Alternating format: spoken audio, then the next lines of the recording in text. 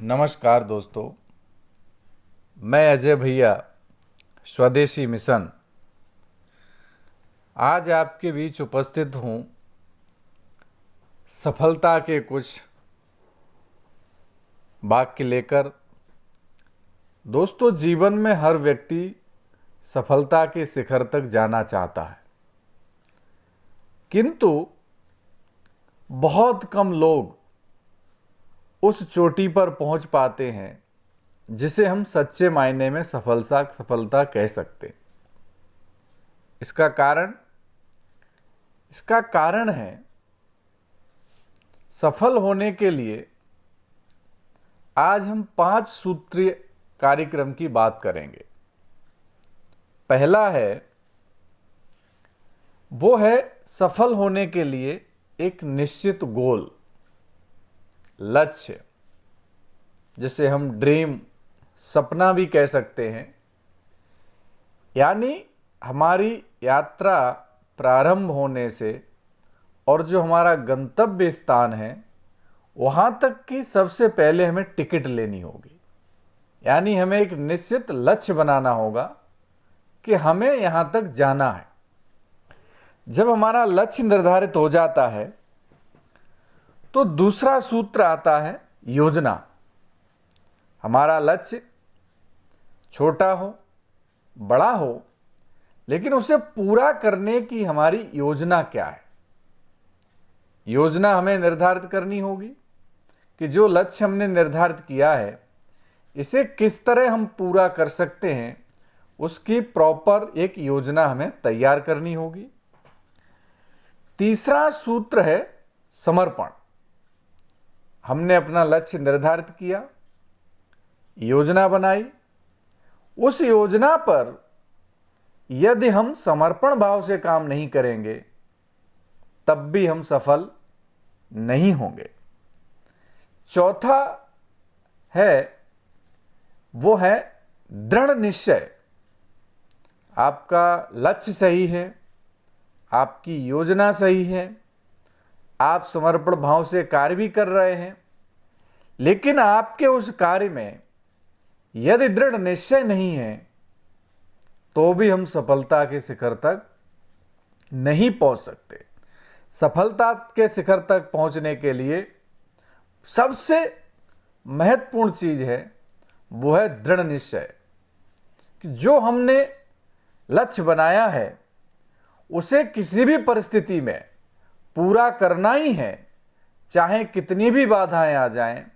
हम अपने लक्ष्य से डिगेंगे नहीं, हम अपने लक्ष्य से हटेंगे नहीं, निरंतर अपने लक्ष्य की ओर हम चलते रहेंगे।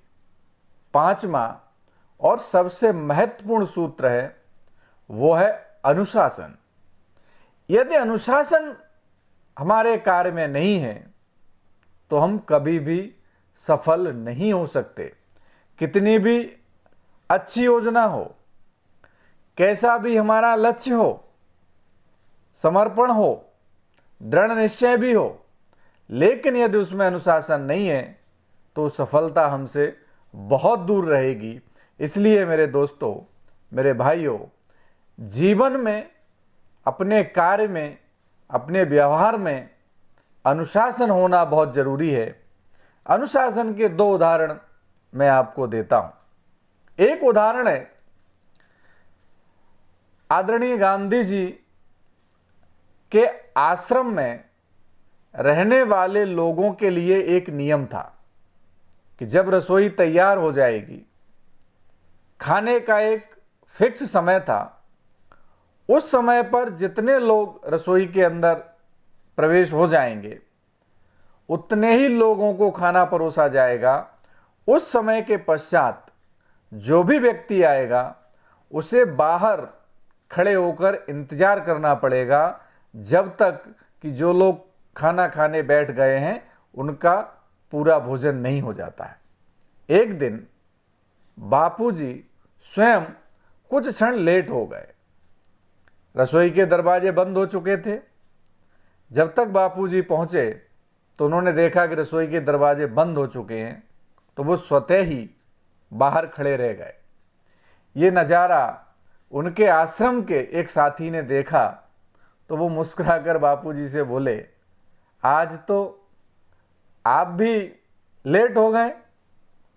बापूजी ने कहा, हाँ, तो बहुत देर खड़े रहना पड़ेगा आपको, यदि आपकी इजाज़त हो तो मैं कुर्सी ले आऊं।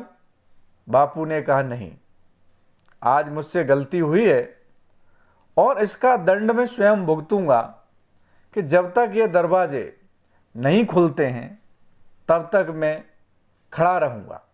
ये होता है स्व अनुशासन।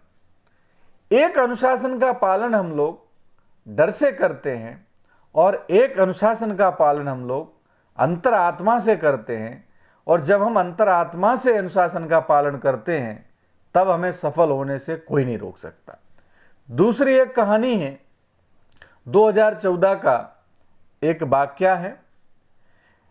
उस समय बीजेपी में माननीय श्री राजनाथ जी राष्ट्रीय अध्यक्ष हुआ करते थे और इलेक्शन का कैंपिंग चल रहा था।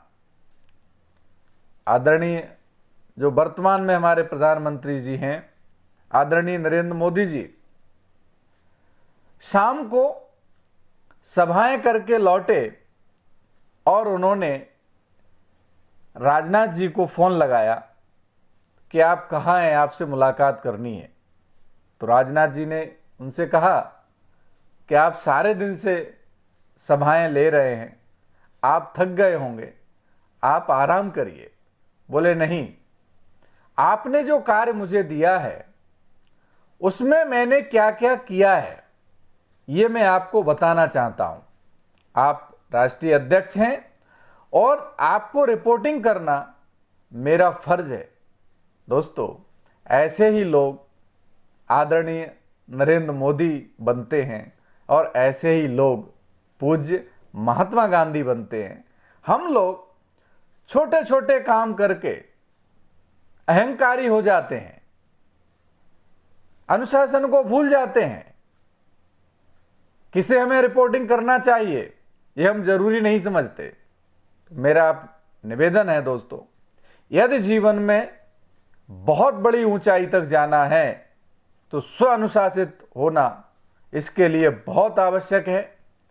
अनुशासन का अर्थ है नियम, कानून, और जो व्यक्ति स्वयं अपने आप में नियम और कानून का पालन करता है वही व्यक्ति सच्चे मायने में एक सफल लीडर, एक सफल बिजनेसमैन और एक सफल सामाजिक कार्यकर्ता बनता है। दोस्तों, मैं आशा करता हूं कि ये 5 सूत्र आपको जीवन में आगे लेकर जरूर जाएंगे। एक और वाक्य मुझे याद आ गया है आदरणीय रतन टाटा जी का। रतन टाटा जी कहीं जा रहे थे फ्लाइट से, अचानक रास्ते में तकनीकी खराबी के कारण उनकी फ्लाइट को लैंड करना पड़ा।